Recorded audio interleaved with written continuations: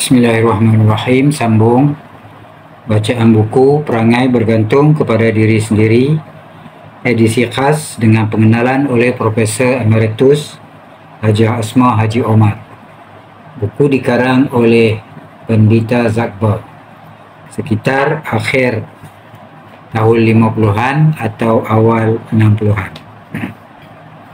Siri yang ke-32, bab keempat, kejatuhan umat Islam dan jalan kepulihannya. Surat 119. Tajuk kecil, sebab yang pokok bagi kejatuhan. Umat Islam pada zaman dahulu kala maju, besar, berkuasa, mulia dan terpandang tinggi di serata alam yang diketahui orang masa itu. Kemudian mereka telah jatuh. Apakah sebabnya mereka telah menjadi maju, besar, berkuasa, mulia dan terpandang tinggi itu? Dan apa pula sebabnya mereka telah jatuh? Sepatutnya sampai bila-bila pun mereka itu maju, besar, berkuasa, mulia dan memegang kedudukan di atas. Kerana firman Tuhan, auzubillahi minasyaitonirrajim, walillahil izzatu walir rasulih walil mu'minin.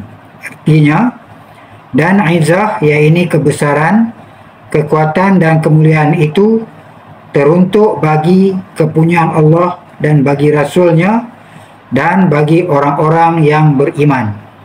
Surah Al-Munafiqun, surah 63 ayat 8. Dan firmannya lagi, auzubillahi minasyaitonirrajim, wala tahinu wala tahzanu wa antumul a'laun in kuntum mu'minin. Artinya, dan jangan kamu berasa lemah, semangat dan kecut hati, dan jangan kamu berduka cita, kerana kamulah orangnya yang akan ke atas, ini beroleh ketinggian dan kemenangan jika kamu beriman. Surah Ali Imran, surah ketiga ayat 139. Orang-orang Islam sekarang pun beriman juga, tidak kurang daripada nenek moyang mereka zaman dahulu kala. Akan tetapi di manakah izzah, kebesaran, kekuatan dan kemuliaan yang dikata itu pada mereka? Di manakah dia ketinggian dan kemenangan dan keatasan yang diikrarkan oleh Tuhan itu? Pada zaman dahulu, sebenarlah ada izzah, kebesaran, kekuatan, kemuliaan, ketinggian dan kedudukan di atas bagi orang-orang Islam dalam dunia ini. Tetapi sekarang, dan sudah beberapa ratus tahun lamanya semenjak mereka jatuh, di manakah sifat-sifat itu didapati pada mereka? Di manakah tercicirnya dan apa sebab tercicir?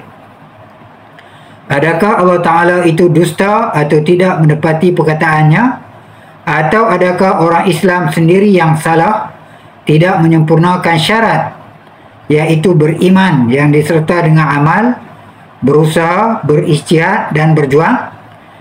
Ya, berjuang memperbaiki akhlak diri, berjuang memperbaiki sifat-sifat perangai, berjuang memperbaiki budi pekerti, berjuang memperbaiki kelakuan hidup, berjuang memiliki segala yang kekurangan, pendeknya berjuang mengusahakan segala yang kebajikan dan menjauhi segala yang kejahatan, serta berjihad dan berijtihad memadankan diri dengan perubahan-perubahan hal yang diedarkan oleh zaman.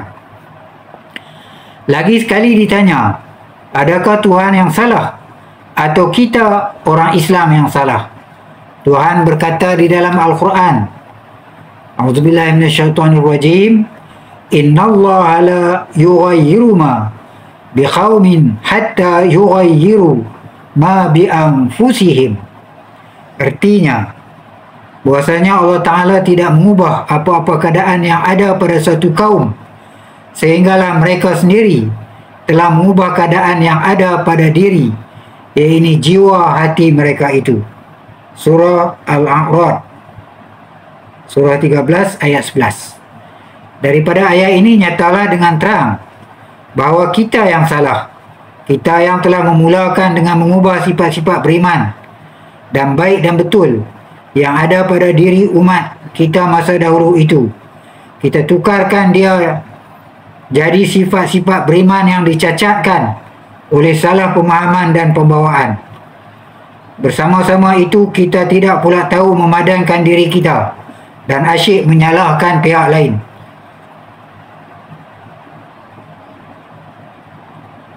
Dan amalan kita dengan betulnya kepada kehendak-kehendak masa yang diedarkan oleh Tuhan. Maka dari itu berikutlah kehendak Allah melakukan ubahan di atas hal ehwal kita. Dan seperti yang ternyata dalam sambungan ayat itu, apabila Allah Ta'ala telah berkehendak, maka tidaklah ada suatu jua yang dapat menolak atau menyekat kehendaknya. A'udzubillahi minasyaitonirrajim. Wa iza aradallahu biqaumin su'an fala maraddalah wa ma lahum min dunih min wal. Surah Rad ayat 13, surah 13 ayat 11. Artinya, dan apabila Allah Ta'ala telah berkehendak menghukum satu kaum dengan keburukan menimpa mereka, oleh kerana mereka sendiri telah mengadakan sebab-sebabnya, maka tidaklah ada suatu akan boleh menolak atau mencegah, dan kaum itu pun tidak ada siapa lagi yang akan menolong mempertahan mereka selain daripada dia. Demikianlah, dengan tidak kita perasan, ditukar Allah keadaan kita perlahan-lahan daripada ketinggian kepada kejatuhan, daripada kekuatan kepada kelemahan, daripada ketuhanan kepada kehambaan, daripada kemuliaan kepada kehinaan, daripada mempunyai izah kepada kehilangan izah sama sekali. Di dalam dunia kemajuan sekarang ini, di akhirat belum tahu lagi, entah hilang pula semuanya kalau hal keadaan pada diri kita ini tidak diubah kembali, iaitu asyik menyalahkan kaum dan pihak lain tanpa cuba memperbaiki diri sendiri. Tajuk kecil kedua, iman yang cetek, lemah dan kosong. Apakah arti beriman?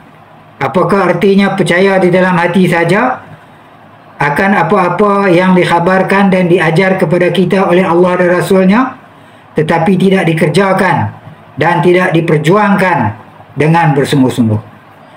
Jika umpamanya dikhabarkan kepada kita oleh tabib yang pandai bahawa kita boleh mendapat sihat atau terpelihara daripada penyakit dengan memakan ubat sekian-sekian, serta diberi ubat itu dengan percuma, atau dikhabarnya yang kita boleh hilang kesihatan atau boleh dihinggapi penyakit yang membunuh kalau kita makan makanan anu-anu, atau kalau kita berbuat kerja sekian-sekian, maka kita cukup percaya, beriman akan perkataannya dan nasihatnya, tetapi tidak kita ikut. Adakah memadai demikian itu bagi mendapat kesihatan atau memeliharanya daripada dirosak binasa oleh penyakit? Adakah percaya yang demikian itu boleh dinamakan percaya yang benar dan sempurna? Percaya yang berisi dan memberi faedah? Adakah begitu rupanya iman Nabi SAW dan sahabat-sahabatnya dan segala juara Islam dahulu-dahulu yang telah membina dan membangkitkan izah umat Islam pada masa dahulu? Cuba selidik segala khabar dan warid di dalam hadis dan asar dan tawarikh. Kalau sungguh begitu, kita akan dapati mereka itu sentiasa beramal, bekerja dan berjuang mengusahakan segala perkara yang mereka imankan itu, berusaha dengan mendapatkan barang apa jua yang kebajikan dan menghindarkan barang apa jua yang kejahatan. Tegasnya dalam segala usaha dan perjuangan mereka itu, cubalah perhati terutama sekali, adakah mereka telah menghadkan amal mereka kepada ibadah-ibadah di takat sembahyang dan puasa dan membaca-baca wirid dan berdoa saja memohon itu dan ini kepada Tuhan tak habis-habis, padahal kerjanya, ini amalnya, dan tidak usahanya tidak seberapa. Tidak, sebaliknya mereka telah berjuang juga di medan perjuangan hidup, telah berjihad melawan hawa nafsu malas dan berperang bermati-matian kerana mempertahankan kebenaran, telah berpenat lelah, bersuara kuat, bekerja keras, mencari rezeki, menuntut ilmu, mencari segala jenis pengetahuan, mengumpul pengetahuan, mengarang kitab-kitab, sama ada dalam soal agama dan keduniaan, menyiasat jalan-jalan kemajuan, berfikir, berisytihat dengan sekeras-kerasnya, memerintah negeri, menjalankan keadilan, memerangi rasuah, memerangi musuh-musuh dan lain-lain lagi. Maka itulah sebabnya mereka telah dapat menjayakan agama Islam dan ajaran-ajarannya, dan telah berjaya menjadikan umat Islam zaman dahulu kala itu maju, besar, mulia, berkuasa, memegang kedudukan yang di atas dari orang lain, disegani dan dihormati oleh umat-umat yang lain dalam dunia zaman itu. Pada diri Nabi kita sallallahu alaihi wasallam pula, ia memang telah mendapat janji kemenangan dan kejayaan daripada Tuhan, seperti dalam ayat-ayat di atas tadi dan berapa banyak ayat-ayat yang lain di dalam Al-Quran. Sepatutnya tidaklah payah berusaha dan berjuang lagi. Percaya saja cukuplah, dan duduklah saja sembahyang dan berpuasa, dan membaca-baca wirid dan mengucap takbir dan tahmid siang dan malam. Tetapi tidak demikian, dia pun berjuang, bahkan dialah kepala yang terlebih kuat menjalankan perjuangannya untuk dunia dan akhirat. Sekian, kita akan sambung di lain masa dan tempat. Al-Fatihah untuk almarhum Pendeta Zahbah. Al-Fatihah. Bismillahirrahmanirrahim.